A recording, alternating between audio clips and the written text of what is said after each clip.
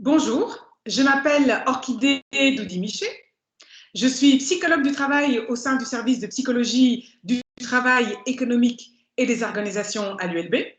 Alors, avant de vous parler du contenu de notre master, il me semble important de préciser que, bien évidemment, puisque nous sommes psychologues, nous nous centrons sur l'être humain, mais qu'en tant que psychologue du travail, notre spécificité est que nous nous focalisons sur l'activité dans laquelle l'être humain est engagé de manière prépondérante par rapport au temps, au niveau temporel, c'est-à-dire le travail.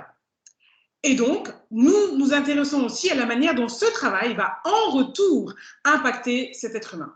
Soit parce qu'il a du travail, soit parce qu'il cherche du travail, soit parce que ce travail est problématique. Alors, ce que nous proposons à nos étudiants et à nos étudiantes dans le cadre de notre master, c'est d'acquérir et de développer un certain nombre de compétences qui sont liées à 4 grandes sphères dans lesquelles on peut classer les différentes activités des psychologues du travail.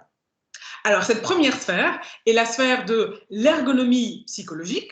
Donc, il y a lieu là de voir comment se passe l'interaction homme-machine, femme-machine. Et donc, ce sera des compétences qui sont liées à l'analyse de sites web, mais aussi l'ergonomie des logiciels, donc tout ce qui est lié à l'ergonomie cognitive. Et donc, la deuxième sphère dans laquelle les compétences sont proposées dans le cadre de notre master, ce sont aussi d'être capable de faire l'étude du comportement du consommateur, donc la psychologie économique. Et donc, c'est d'être amené à comprendre comment se font des études de marché, de participer, d'assister à des campagnes de marketing, des campagnes publicitaires, de vous permettre aussi de pouvoir défendre les droits des consommateurs et dans une moindre mesure aussi, ce sera de vous permettre de comprendre comment faire acquérir à des citoyens et à des citoyennes des comportements pro-environnementaux.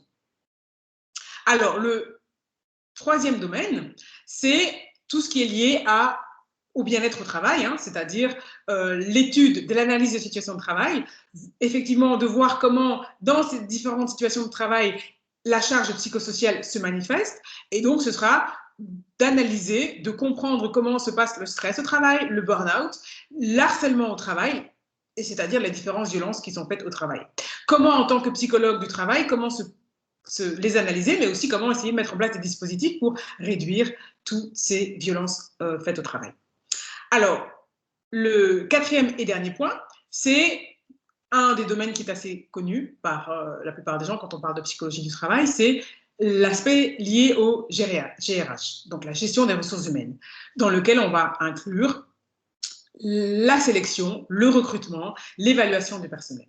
À côté de ça, il y a aussi la question de tout ce qui est la formation dans les organisations, mais encore aussi l'insertion professionnelle, comment insérer, réinsérer et ou réorienter des personnes qui ont perdu un travail. Donc, vous avez là tout ce que l'on peut faire quand on est psychologue du travail.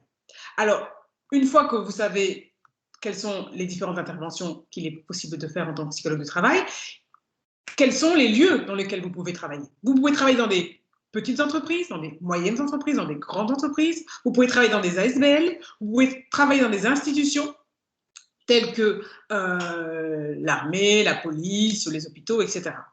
Donc, j'espère que maintenant, vous avez une vision plus claire de ce que peut être, de ce que peut faire un ou une psychologue du travail.